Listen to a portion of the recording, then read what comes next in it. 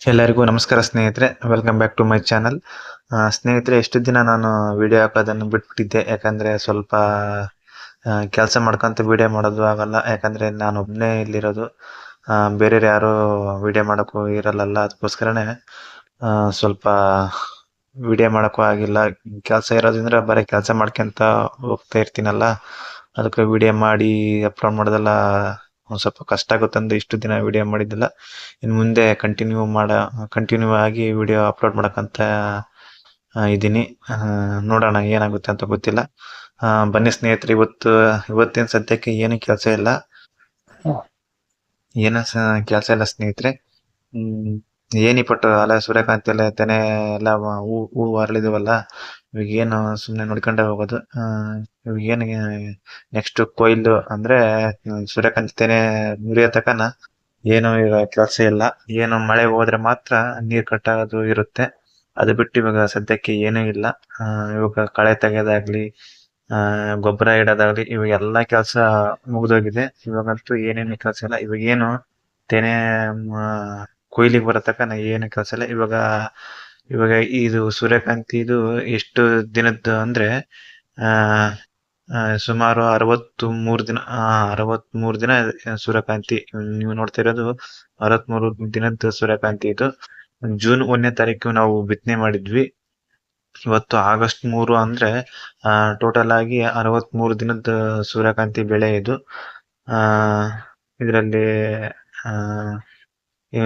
ಇದರಲ್ಲಿ ನಾವು ಟೋಟಲ್ ಇಲ್ಲಿವರೆಗೆ ಕೆಲಸ ಮಾಡಿದೀವಿ ಅಂದ್ರೆ, ಬಿತ್ತನೆ ಮಾಡಿ ಎಲ್ಲ ಮತ್ತೆ ಕಳೆ ಎಲ್ಲ ತೆಗ್ಸಿ ಮತ್ತೆ ಅದಕ್ಕೆ ಸರಿಯಾದ ಗೊಬ್ಬರನ ಎಲ್ಲ ನಾವೇ ಹಾಕಿರೋದ್ರಿಂದ ಸ್ವಲ್ಪ ಖರ್ಚು ಅಂದ್ರೆ, ಕೂಲಿಯರ್ನ ಯಾರನ್ನೂ ಇಟ್ಟಿಲ್ಲ. ನಾವೇ ಸ್ವಂತವಾಗಿ ಹೊಲದಲ್ಲಿ ಕೆಲಸ ಮಾಡಿರೋದ್ರಿಂದ ಸ್ವಲ್ಪ ನಮಗೆ ಲೇಬರ್ ಖರ್ಚು ಅನ್ನೋದು ಏನಿದೆ ಅದು ನಮಗೆ ಉಳಿತಾಯ ಆಗಿದೆ ಸ್ನೇಹಿತರೆ. ಅಷ್ಟೇ. ಇದೆಲ್ಲ ಎತ್ತುಗಳು ಗಳೆವು ಮತ್ತೆ ಏನು ಟ್ರ್ಯಾಕ್ಟರ್ ಅದೆಲ್ಲ ಮತ್ತೆ ಬಾಡಿಗೆ ಇಟ್ಟಿದೀವಿ. ಮತ್ತೆ ಬಾಡಿಗೆ ಖರ್ಚು ಕೂಡ ಜಾಸ್ತಿ ಆಗಿದೆ.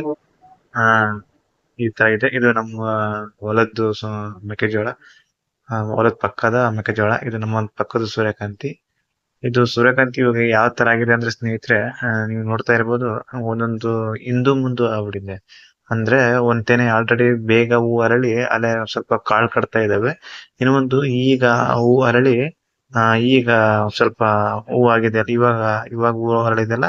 ಇದು ನಮಗೆ ಏನ್ ತೊಂದರೆ ಆಗುತ್ತಪ್ಪ ಅಂದ್ರೆ, ಕೊಯ್ಬೇಕಾದ್ರೆ ಒಂದ್ ಸ್ವಲ್ಪ ಇನ್ನೊಂದ್ 15 ಒಂದ್ ತಿಂಗಳು ಮುಂದ್ಗಡೆ ಹೋಗ್ಬಿಡುತ್ತೆ ಸ್ನೇಹಿತರೆ. ಒಂದ್ ಕಾಳು ಬಂದಿರ್ತವೆ, ಒಂದ್ ತೆನೆ ಬಂದಿರುತ್ತೆ ಕೊಯ್ಲಿಗೆ, ಇನ್ನೊಂದ್ ತೆನೆ ಇನ್ನೊಂದ್ 15 ದಿನ ಬೇಕಾಗಿರುತ್ತೆ.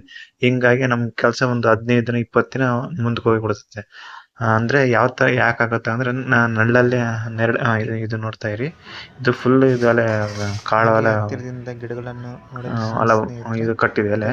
ಇನ್ನೊಂದು ಅದು ನೋಡಿ, ಇದು ಈಗ ತಾನೇ ಹೂವು ಅರಳಿದೆ. ಇದಕ್ಕೆ ಏನ್ ಡಿಫ್ರೆಂಟ್ ಅಪ್ಪ ಅಂದ್ರೆ, ಒಂದು 15-20 ದಿನ ವೇರಿಯೇಷನ್ ಆಗುತ್ತೆ. ಇದು ಇವಾಗ ಈ ಗಿಡ ಬಗ್ಗಿದೆಯಲ್ಲ, ಅದು ಒಂದ್ ಸ್ವಲ್ಪ ಬೇಗ ಬರುತ್ತೆ ಕೊಯ್ಲಿಗೆ. ಇದು ಒಂದ್ ಸ್ವಲ್ಪ ಒಂದು 15-20 ದಿನ ಲೇಟ್ ಆಗಿ ಬರುತ್ತೆ. ಹಿಂಗಾಗಿ ನಮ್ಗೆ ಒಂದು ಹೆಚ್ಚು ಕಡಿಮೆ ಒಂದು 20-30 ದಿನ ವೇರಿಯೇಷನ್ ಆಗ್ಬಿಡುತ್ತೆ. ನೆಕ್ಸ್ಟ್ ನಮ್ ಬೆಳೆ ಇಡಕ್ಕೂ ಕೂಡ ಒಂದು ಹೆಚ್ಚು ಕಡಿಮೆ ಒಂದ್ ಮಂತ್ ಲೇಟ್ ಆಗ್ಬಿಡುತ್ತೆ. ಏನೋ ಮಾಡಕ್ಕಾಗಲ್ಲ. ಅದು ಯಾಕೆ ಆ ತರ ಆಗಿರುತ್ತೆ ಅಂದ್ರೆ, ಅದು ಈಗ ನೋಡಿ, ಇವಾಗ ಇವೆಲ್ಲ ನೋಡ್ತಾ ಇರ್ಬೋದು, ಇವೆಲ್ಲ ಈಗಿನ ಅರಳಿವೆ. ಆ ಕಡೆ ಸೈಡ್ ಎಲ್ಲ ಒಂದ್ ಸ್ವಲ್ಪ ತೆನೆ ಎಲ್ಲ ಬಿಟ್ಟಿದ್ದಾವೆ. ಇಲ್ಲಿ ಯಾಕೆ ಈ ತರ ಆಗಿದೆ ಅಂದ್ರೆ, ಇಲ್ಲಿ ಬೇವಿನ ಮರ ಐತಿವೆ. ಅಂದ್ರೆ ನೆರಳು ಇರೋ ಜಾಗದಲ್ಲಿ ಒಂದ್ ಸ್ವಲ್ಪ ಹೂವು ಲೇಟ್ ಆಗಿ ಅರಳಿದಾವೆ. ಅದ್ ಯಾಕಂತ ನನಗೆ ಗೊತ್ತಿಲ್ಲ. ಒಂದ್ ಸ್ವಲ್ಪ ಗೊತ್ತಿದ್ದರು ಏನಾದ್ರು ಇದ್ರೆ ಒಂದ್ ಸ್ವಲ್ಪ ಕಮೆಂಟ್ ಮಾಡಿ. ಎಲ್ಲಿ ನೆರಳು ಐತೆ, ನೆರಳು ಜಾಸ್ತಿ ಇರೋ ಟೈಮಲ್ಲಿ ಒಂದ್ ಸ್ವಲ್ಪ ಹೂವು ಲೇಟ್ ಆಗಿ ಅರಳಿದಾವೆ. ಅದಕ್ಕೋಸ್ಕರ ಇವ್ದು ಬೆಳೆ ಒಂದ್ ಸ್ವಲ್ಪ ಲೇಟ್ ಆಗಿ ಬರುತ್ತೆ ಅಂತಾನೆ ಹೇಳ್ಬೋದು. ಇನ್ನೊಂದು, ಮಾಮೂಲಿ ಬಿಸಿಲು ಬೀಳೋ ಜಾಗದಲ್ಲೆಲ್ಲ ಒಂದ್ ಸ್ವಲ್ಪ ಬೇಗನೆ ತೆನೆ ಹೂ ಅರಳಿ ಸ್ವಲ್ಪ ತೆನೆ ಇದು ಕಾಳೆಲ್ಲ ಚೆನ್ನಾಗಿ ಕಟ್ತಾ ಇದ್ದಾವೆ. ಇದೇ ವ್ಯತ್ಯಾಸ. ಅಂದ್ರೆ ಹೂವು ಲೇಟಾಗಿ ಬಿಡಕ್ಕೆ ಇದೇ ವ್ಯತ್ಯಾಸ ಅಂತ ನಾನ್ ಅನ್ಕೊಂಡಿದೀನಿ. ಇದು ಬಿಟ್ಟು ಬೇರೆ ಏನಾದ್ರು ಇದ್ರೆ ನನಗಂತೂ ಗೊತ್ತಿಲ್ಲ. ನೋಡಿ ಸ್ನೇಹಿತರೆ, ಈ ತರ ಇದೆ ನಮ್ದು ಸೂರ್ಯಕಾಂತಿ. ಇದು ಆಕ್ಚುಲಿ ಇದು ನಾವು ಈ ಹೊಲ ಏನಿದೆ, ಇದು ನಮ್ದು ನೀರಾವರಿ ಹೊಲ. ಅಂದ್ರೆ ನಮ್ದು ಬೋರ್ ಇದೆ. ಇನ್ನೊಂದು, ನಾನು ನಿನ್ನೆ ಇದಕ್ಕಿನ ಒಂದ್ 2 ದಿನ ಇಂಚೆಗೆ ಒಂದು ಬೆದ್ಲುದು ಅಂದ್ರೆ ಮಳೆ ಆಶ್ರಿತ ಒಂದು ಅರ್ಧ ಎಕರೆ ನಮ್ದು ಮಳೆ ಆಶ್ರಿತ ಇದೆ ಹೊಲ ಇದೆ. ಅಲ್ಲಿ ನಾವು ವಿಡಿಯೋ ಮಾಡಿ ಆಲ್ರೆಡಿ ಹಿಂದಿಂದೆಲ್ಲ ಅಪ್ಲೋಡ್ ಮಾಡಿದೀನಿ.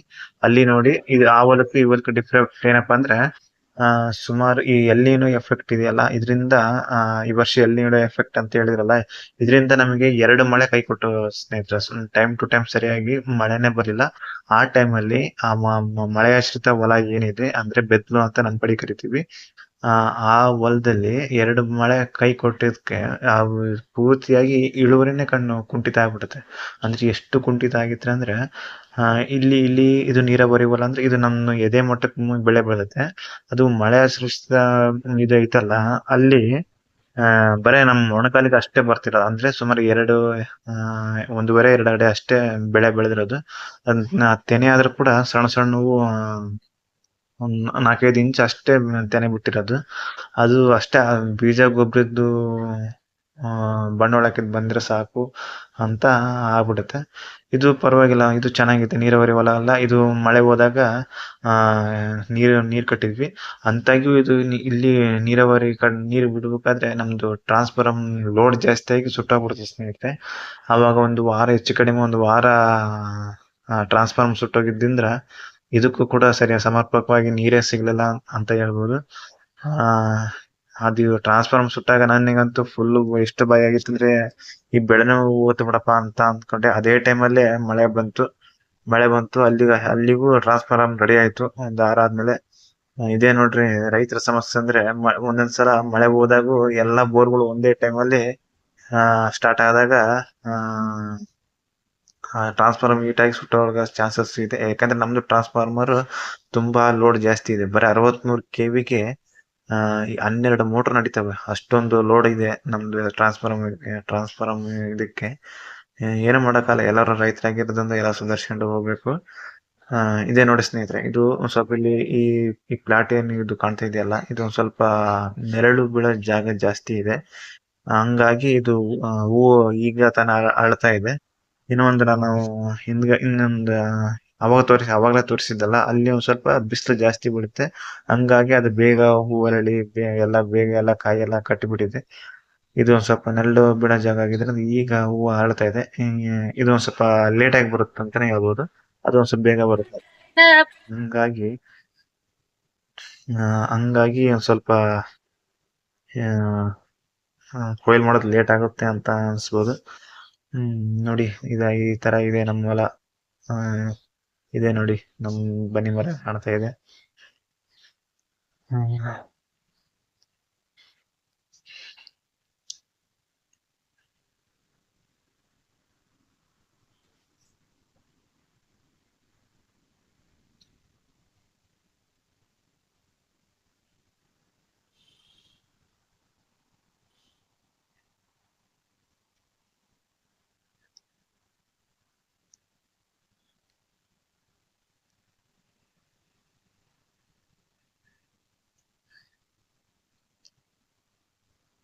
ನೋಡಿ ಇವಾಗ ನೋಡ್ತಾ ಇದ್ರಲ್ಲ, ಇದೇ ಫಸ್ಟ್ ಟೈಮ್ ನಾವು ಇದು ಸೂರ್ಯಕಾಂತಿ ಬೆಳೆ ಹಾಕಿರೋದು. ಇದಕ್ಕಿಂತ ಮುಂಚೆ ನಾವು ಬರೇ ಮೆಕ್ಕೆಜೋಳ, ರಾಗಿ ಅಂತಾನೆ ನಾವು